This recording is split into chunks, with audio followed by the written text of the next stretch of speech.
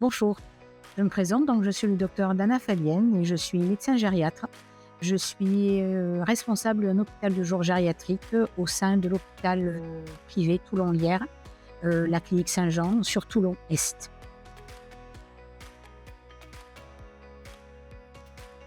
Donc, l'hôpital de jour a des missions et on reçoit effectivement des patients âgés de plus de 75 ans, mais pas que.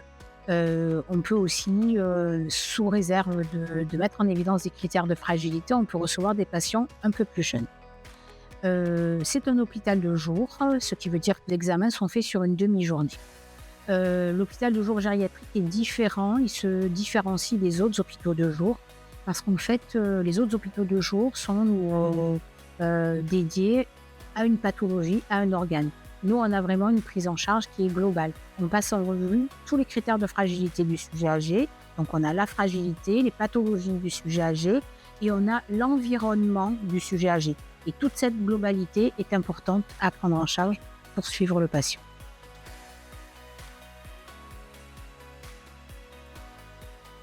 Donc, le patient arrive seul ou en famille. En fait, on aime bien que les familles soient présentes. Et donc, la famille est invitée à rester tout le long de l'hôpital de jour. Donc, ils arrivent le matin. Tous les intervenants libéraux vont intervenir le matin. Donc, on a une préleveuse qui va nous faire une prise de sang qui est dédiée à l'hôpital de jour. On a un patient qui peut faire aussi une imagerie. On a des intervenants tels que la diététicienne, un kiné, une orthophoniste. On a des intervenants libéraux spécialisés comme un hématologue, cancérologue, spécialiste gastro, des chirurgiens. Il y a bien sûr mon évaluation à moi. Nous avons aussi interventions d'infirmières en pratique avancée qui se chargent de faire des conciliations médicamenteuses, donc de revoir tous les traitements, la liste des traitements, de voir s'il y a des interactions, de voir par rapport à la fonction rénale et de faire ce qu'on appelle des optimisations thérapeutiques pour chaque patient. Donc, le moins de traitements possible avec le minimum efficace, bien entendu. Voilà, donc on essaye, outre de répondre à la problématique du moment, donc ça peut être un bilan de chute, un bilan d'anémie, d'altération de l'état général, mais on essaye aussi de décrypter, de dépister tous les critères de fragilité du sujet âgé. Donc tout est passé en revue, tant sur le côté social que sur le côté fragilité nutritionnelle, locomoteur, cognitif, voilà. Donc tout est revu et je vous ai dit aussi, les ordonnances de traitement sont tous passées en revue.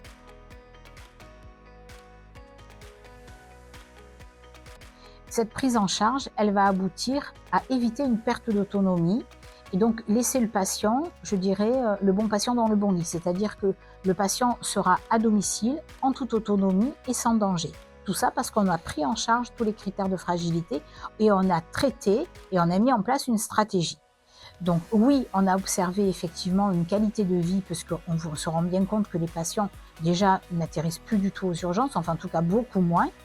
Déjà, dès qu'ils vont pas bien, ils ont la présence d'esprit de nous rappeler et on est réactif et on les reprend rapidement. Bien sûr, ils sont moins hospitalisés, bien entendu.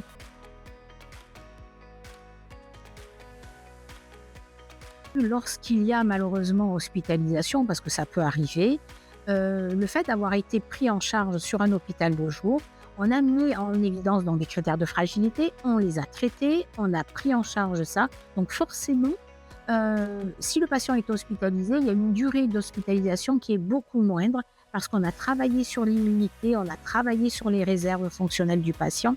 Donc forcément, les traitements mis en place, mettons un patient qui fait une grippe surinfectée, si on a travaillé sur son immunité, sur son état nutritionnel et locomoteur, forcément, il aura des réserves et la durée d'hospitalisation sera réduite. Oui.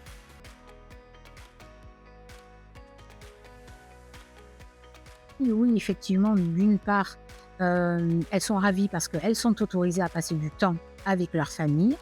Donc forcément, elles sont autorisées à rester avec elles, avec leurs parents lors de l'hôpital de jour, donc forcément, c'est rassurant pour elles. On leur fait un compte rendu très complet et très détaillé, sur les résultats de l'hospitalisation de jour. Et elles savent en plus qu'on est disponible. C'est-à-dire on leur a donné à disposition un numéro, mon numéro de la ligne directe, mon mail et je dois avouer que le mail, je le regarde tous les jours. Donc lorsqu'elles ont des soucis, même les dimanches, pour éviter le passage aux urgences, ils m'envoient des mails je réponds, soit oui, il faut y aller, non, on peut attendre, je vous prends en hospitalisation de jour, on revoit ça dans la semaine. Donc voilà, c'est très rassurant pour les familles, oui, on a de bons retours, franchement, et puis aussi la qualité de prise en charge des soignants. Les soignants mettent en place un climat de confiance. Donc le patient se sent en sécurité et il se sent bien, ainsi que les familles. Et c'est vraiment le mot d'ordre, il y a le dialogue, on peut tout se dire, tout s'expliquer, et ils se sentent en confiance.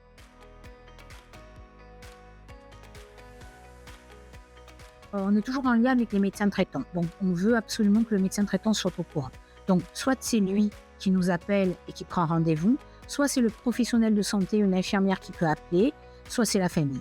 Donc, voilà, on prend rendez-vous, on a des délais de rendez-vous qui sont très rapides. En cas d'extrême urgence, je peux prendre la veille pour le lendemain. On a toujours des délais d'urgence que l'on peut garder. En règle générale, on est à 48 heures. Après, si je vois que ça peut attendre voilà, une semaine, mais en règle générale, c'est très rapide. On leur demande de venir avec le dossier médical, avec la dernière ordonnance des traitements et pour pas qu'ils fassent d'avance de frais, carte d'identité pour l'identitovigilance, carte vitale et mutuelle. Voilà.